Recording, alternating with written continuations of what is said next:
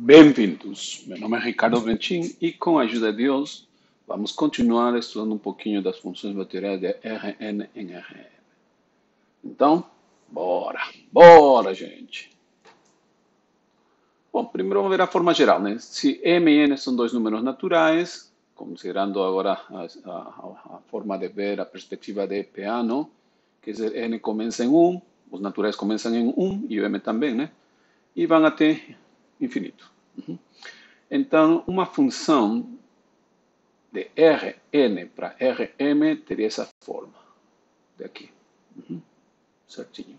O caso quando n igual a 1 e m igual a 1 também, já são daquelas funções bem conhecidas que vocês viram na introdução para o cálculo. Que na introdução para o cálculo? Vocês viram da escola, com certeza algo tem que ter visto, né? Funções reais de uma variável real, que se equivale de R, como vale 1, até aqui R, quando M vale 1, de R em R. E o X não é mais vetor, é um número real só. E a função também vai me dar, só no conjunto de chegada, um número real. Por isso, tudo isto pertence a R. Bom, então talvez seja interessante analisar outros casos, né? Vamos ver. O que acontece agora se N vale 1, porém M é maior do que 1? Quer dizer, vai de R, aqui pega um valor só, aqui então só vai ser um número, e o conjunto de chegada vai ser um vetor, vai me dar um vetor. Então, isso se chama funções vetoriais de variável escalar. Como vai me dar o resultado de um vetor, a gente costuma colocar um chapeuzinho, uma linha, uma setinha em cima, né? E como só tem aqui um valor, uma variável escalar, a gente coloca t pelo geral, né? Só que isto é um vetor de Rm. Temos outros casos, obviamente, né? Quando agora n é maior que 1 e m é igual a 1. Nisso, o pessoal chama isto de campos escalares, ou funções, aplicações escalares. Que se vou pegar agora o x aqui, é um vetor, necessariamente, pode ser de R2, R3, tem que ser maior do que 1, né? E no final, quando chega aqui, vai me dar um número. Isto é um número. Pega um vetor, faz um procedimento e me dá um número. Temos essa parte aí. E, obviamente, quando n é maior que 1 e m é maior que 1, temos as chamadas funções vetoriais de variável vetorial. Aqui já é mais geral, né? Mas a gente entendendo bem essas daqui e esses daqui, aqui vai ficar um pouco mais fácil de entender. Então, vamos começar por esse daqui. Tem muitos exemplos nas ciências, né? na engenharia, na física, sobre isto. Por exemplo, aqui eu posso definir na geometria diferencial uma curva diferencial. Aqui, isso pode me ajudar a definir o que é, por exemplo, a temperatura de uma placa, pelo geral sempre uma função escalar, ou a distribuição de temperatura, né, em um meio ambiente também. Aqui, por exemplo, os campos elétricos e magnéticos têm essa forma, em R3. Pega vetores de R3 e me dá também vetores de R3, funções de R3, né? Então, como falei, vamos começar pela parte mais simples, que seria entender essa, e depois tentar entender esse daqui, e depois já partir para esses casos. Em essência, isto é tudo o que a gente vai tentar trabalhar nesse semestre, né? Bom, já que sabem, então, vou parar por aqui e não fazer mais nada? Não, não. Essa é a visão geral, só para ver por onde vamos pisar, né? Então, comecemos com este caso daqui, com as funções vetoriais de variável escalar. Só tenho um valor aqui. Então, vamos começar definindo assim, né? O que seria uma curva parametrizada. Então, vou chamar aqui alfa linha de t, como falei, né? Que está composto, tem componentes esses aqui. x1, que é uma função de t, x2, que também é uma função de t, e xm, que também é uma função de t. E, obviamente, são m componentes, isto daqui é um vetor de Rm, onde t é dito de ser o parâmetro. O parâmetro de esta curva parametrizada. Vamos lá. alfa barra representa a curva parametrizada em RM, já falamos. Uhum. Agora vem uma coisa importante. Se cada uma dessas funções que vai desde 1 até m, cada uma delas é diferenciável, que se eu posso aplicar aqui a derivada quantas vezes eu quiser e as derivadas são contínuas, em todas as ordens, se isso acontece com as funções aqui, então essa curva agora vai se chamar uma curva diferencial parametrizada. A gente tem agora aqui a palavra diferencial. Além de curva parametrizada, apareceu no meu curva diferencial parametrizada. Certinho? Por exemplo, se eu tenho que alfa de t tem essa forma, observem aqui o R3, o cosseno é uma função diferenciável, sim, derivo o cosseno, dá menos seno, derivo uma outra vez, dá menos cosseno agora, derivo vai dar mais seno, e aí vai indo, né? Mas todas as funções que vou obtendo, senos e cossenos, são funções contínuas. Bom, então aqui é uma curva diferencial, né? O seno é o mesmo. E o t, bom, se eu derivo uma vez, t é uma função contínua, né? Se eu derivo uma vez, dá 1, mas 1 é uma função contínua. Se eu derivo, eu obtenho 0, mas 0 também é uma função contínua. E vou continuar derivando, então em todas as ordens sempre vai dar 0, então esse daqui seria uma curva diferencial parametrizada. Só que é para R3, tá certo? Esse seria o vetor para R3. No caso R3. Aqui temos um mais simplesinhos para R2. Tem aqui, é parecido, né? Derivo, vai dar 1, depois vai dar 0, 0, 0, 0, 0. E aqui derivo 2t, depois vai dar 2, depois vai dar 0, 0, 0, 0. Também é uma curva diferencial parametrizada. Só que agora para R2. Vamos então agora tentar entender o que é o traço. O traço, o lugar geométrico, é o conjunto dos pontos de RM que são gerados pela curva diferencial parametrizada. Vamos trabalhar daqui para frente com curvas diferenciais parametrizadas. Já sabemos o que é, né? Mas como é lugar geométrico? Oxi, mas é assim. Se, por exemplo, né, para um valor de t, digamos para t0, vou ter um ponto de RM. Para T1, vou ter outro ponto. Para T2, outro ponto. Eu posso fazer isso tudo continuamente, na verdade, né? E isso vai me dar uma sequência de pontos no espaço de RM. Então, isso é o que vem a ser chamado o traço. Para ficar mais claro, nada melhor do que um exemplo. Aqui temos um exemplo, T2. Bom. E como eu faço isso? Como eu vou ver qual que é? Vou dar um monte de pontos? Bom, tem algumas coisas que já a gente sabe, né? Pela geometria diferencial, eu recomendo muito, para quem quer aprofundar mais isto, vai dar uma boa base, ler os primeiros capítulos de um grande matemático brasileiro, Manfredo do Carmo. Ele tem um livro muito bom, que não é caro, na Sociedade Brasileira de Matemática, de geometria diferencial. Recomendo muito. Antigamente, uns 15, 20 anos atrás, esse livro só se tinha em inglês e era em dólares. Então, o preço era altíssimo. Hoje em dia, nós temos disponibilizados, graças à Sociedade Brasileira de Matemática, em português. É um livro bem completo, por isso eu estou recomendando os primeiros capítulos, mas é algo que vale a pena. Se um dia vocês querem lembrar das aulas do seu professor, né? E cálculo aplicado 3, cálculo aplicado 3, então vocês já aprofundam um pouquinho mais, né? Mas então, como que a gente faz isso? Bom, essa primeira componente, como tem em R2, vou chamar de x, né? Está na direção x, x de t, e essa seria a outra função, y de t. Para não colocar x1, x2, né? Para que seja mais fácil. X de t dá t, y de t dá t quadrado. Então, vejamos. É isso. Identificou isto, identificou isto. Quer dizer, aqui ficou, olha, se eu chamei x de t, eu posso, talvez, eliminar, matar, esconder o parâmetro. Quer dizer, Se eu coloco aqui no lugar de x, de t, x, aqui teria y igual a x ao quadrado. Isto. Isso daí, vocês já viram já bem quando estava no início da sua vida universitária, né? Na disciplina de geometria analítica.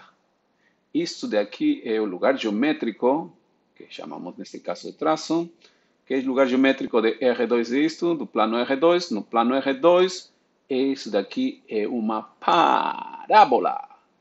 Quer dizer, o traço de essa curva diferencial parametrizada é uma parábola. Pronto. Desse jeito não dá para enxergar que é uma parábola. Mas fazendo o procedimento de tentar ver o traço, né, eliminando o parâmetro, aí já chegou sim. É uma parábola. Bem conhecida, né? Passa pela origem, ela vai para cima, né, como um sorriso, tipo da Amazon. Ótimo, é uma parábola. Vejamos então alguns exemplos aqui para vocês trabalharem. Seja essa curva aí. É outra curva diferencial, sim, já estou vendo as funções. Ela é de R2, então eu posso calcular o traço, talvez seguindo o mesmo procedimento. Eu vou tentar chamar isto de x, então x seria igual a cosseno de t, y seria igual a seno de t, tentando eliminar o parâmetro para descobrir o traço, né? Identificamos, sim. Ué. Agora, se eu divido, não dá nada, não posso colocar nada dentro do cosseno, nem eliminar o t, porque o cosseno e o seno são funções altamente não lineares. Uau. Que coisa, hein? Bom, para quem já está velho, né? Índio velho que nem eu, já sabemos aqui. O que eu faço? Ele é igual ao quadrado a ambos os lados, vou ter x quadrado igual a cosseno quadrado de t. Aqui também, y quadrado igual a seno quadrado de t. Vou somar ambos os membros, então teria aqui x quadrado mais y quadrado igual, aqui está, o que estou falando, ele é igual ao quadrado, somo dos membros, e tenho x quadrado mais y quadrado igual a cosseno quadrado de t mais seno quadrado de t. Mas não, ainda não eliminei o t. O que eu faço? Quem que poderá me socorrer? Pitágoras! Pela identidade trigonométrica pitagórica, a gente prova isto. Isto é uma forma de dedução usando funções trigonométricas, as definições de funções trigonométricas no triângulo retângulo, onde vale o teorema de Pitágoras, e essa se chama identidade trigonométrica pitagórica. Obviamente tem outras, mas essa é a que vamos usar aqui, que é mais conhecida. Cosseno quadrado de x mais seno quadrado de x igual a 1. Aqui. Uau, Pitágoras salvou o dia, Por isso é bom ter bem em mente os teoremas, sobretudo os mais importantes. Bom, se é assim, então observem que chegamos. Chegamos que x ao quadrado mais y ao quadrado é igual a 1. Que lugar geométrico é? Esse é o traço de uma circunferência unitária. Está aí. Aqui temos nossa circunferência. Aqui não dá para ver que é uma circunferência. Aqui dá a ver.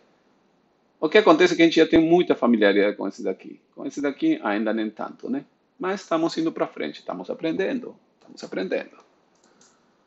Bom, vamos tentar definir o que seria o vetor tangente. Se nossa curva diferencial parametrizada é desse jeito, como é diferencial, eu posso derivar. Então, definimos nosso vetor tangente como a primeira derivada. Obviamente, derivamos com respeito do parâmetro t, né? Não temos outra coisa que derivar, só temos t para derivar. Então, se t é um vetor de Rm, quando derivo com respeito de t, também vou ter outro vetor de Rm aqui. M componentes. Ótimo. O que falamos, o vetor tangente é o resultado de derivar com respeito do parâmetro t, neste caso, né? Observação. Se pensamos, ao pensar como t como sendo o tempo, Então, nós podemos ver que seria derivada com respeito do tempo. Ué, se esse deriva com respeito... Velocidade, justamente. Então, o vetor tangente também é chamado de vetor velocidade. Certinho, gente? Ótimo, ótimo. Muito bem. Muito, muito, muito bem. Exemplos. Vejamos agora. Se esse é o vetor, que é de R2, então o vetor tangente será, derivemos aqui, né? Vocês vão derivar, vou dar um tempo. Aqui tem um vetor de R3, vocês vão derivar, e o mesmo para esse vetor de aqui, vocês vão derivar. Certinho? Certinho. Pronto. Tempo. Tem pausa. Derivando, gente, derivando. Vejamos. Opa, listo. Aqui tem um menos, porque aqui tem a regra cadeia, menos t. Aqui derivada exponencial de um exponencial. Aqui, porque tem um menos aqui, fica pela regra cadeia aqui um menos, e fica o mesmo aqui. É, isto, certinho. Aqui é fácil. Aqui vai dar 1, 2t, 3t ao quadrado. Será? Será, né? Isso daí. E aqui? Aqui vai dar menos cosseno, derivada cosseno menos seno, aqui dá cosseno, e aqui vai dar zero, né? Uma constante. Isso mesmo, isso mesmo. Bom, não é difícil não, não é difícil. É só derivar, supõe-se que vocês sabem derivar, muito bem. Se não sabem derivar, eu recomendo que vocês deem uma pausa mesmo forte e me chamem em inbox. Porque não pode ter chegado, não sei, às vezes acontece, né? Alguém chega em cálculo 3 e não sabe derivar. Bom, são coisas da vida, né? Mas se você está fazendo isso, você está um caminho que vai te levar a caminhos muito, muito tristes. Bom, vamos. Me chame em inbox se você não sabe derivar, ok? Continuemos. Bom, vamos ver agora o seguinte. Nos dois exemplos anteriores, calcula a norma dos vetores tangentes, dos últimos exemplos. Pode fazer, pode fazer. Um era de R3, então era 1, 2t, 3t ao quadrado. A norma seria 1 ao quadrado mais 4t ao quadrado mais 9t ao a quarta, né? Isto. Aí soma e tira a raiz. Ótimo. Isso aí é uma função feinha, mas dá para fazer. Fizeram? Certo. Só que no outro caso vai dar menos cosseno ao quadrado, vai dar cosseno ao quadrado, vai dar menos seno ao quadrado, desculpem, seno ao quadrado, mais cosseno ao quadrado, mais zero, vai dar seno ao quadrado mais cosseno ao quadrado, que novamente, usando a identidade trigonométrica pitagórica, dá 1. Uau, uau, uau. A primeira depende do parâmetro, porém a última dá nisto aqui. O módulo, a norma do vetor tangente de Ohm. Não depende mais de quem? Não depende mais do parâmetro. Esse vetor é unitário, normal, e não depende do parâmetro. Então, é uma coisa especial. É tão especial que, nesse caso, quando tenhamos isto, que aconteça para todos os vetores, a norma de todos os vetores vão ser unitários, e não dependem do parâmetro, diremos que nossa curva diferencial é parametrizada pelo comprimento do arco. Vamos chamar assim. Tem um por trás mais profundo, mas por questões de tempo não vai ser desenvolvido agora, né? Do nome, sobre o nome. Mas a ideia é simples. Vetores tangentes com norma sempre 1, então a minha curva é curva diferencial parametrizada pelo comprimento do arco. Mas que de acho é difícil de falar, né? Difícil de falar. Mas na matemática a gente gosta de simplificar. Então, neste caso, a curva será denotada por isto. Quando eu vejo aqui que é o parâmetro no lugar desse t virou um tau, esta é a letra tau grega, do alfabeto grego, então já direi que, já sei, nem direi também posso dizer, mas é o mais importante saber, que isto me representa uma curva diferencial parametrizada pelo comprimento do arco. Legal. O parâmetro tal implicitamente indicará que a norma dos vetores tangentes são todas iguais a 1. Certo, pessoal? Legal. Muito interessante, né? Muito interessante. Bom, vamos recapitular, porque senão as coisas vão se estendendo e eu tenho que cumprir com aquilo que eu falei, né? Cumprir a palavra é fundamental para toda pessoa, se bem que hoje em dia, sobretudo nessas épocas de politicagem, né? Bom, deixemos para lá. Mas, curvas parametrizadas. O que é uma curva parametrizada? Bom, na verdade, é uma aplicação que vai de R em Rm, né? Só tem um parâmetro que costumamos chamar T, e chamamos alfa linha igual, e tem M componentes, né? E todas dependem de T, são funções de T. Porém, se eu posso eliminar o traço de alguma forma, pelo menos em alguns casos, eu tenho uma ideia de qual vai ser o lugar geométrico. Outra coisa importante, as curvas parametrizadas, onde as funções todas são diferenciáveis, elas se chamam curvas diferenciáveis, né? Curvas, legal. O vetor tangente foi definido como a derivada de cada uma das componentes, e isso nos ajudou porque quando os vetores tangentes tinham norma 1, todos, então essa curva vai se chamar uma curva parametrizada pelo comprimento do arco. Daqui para frente, nós vamos trabalhar com esse tipo de parametrizações, esse tipo de curvas, onde todos os vetores tangentes são unitários, certo? Certinho. Então, até aqui chegamos. Espero que as coisas tenham sido claras. Revejam como foi combinado, com calma, tomando anotações, que temos muita informação aqui, mas isto é a nossa base para a próxima sessão. Então, pelo amor de Deus, não fique para trás.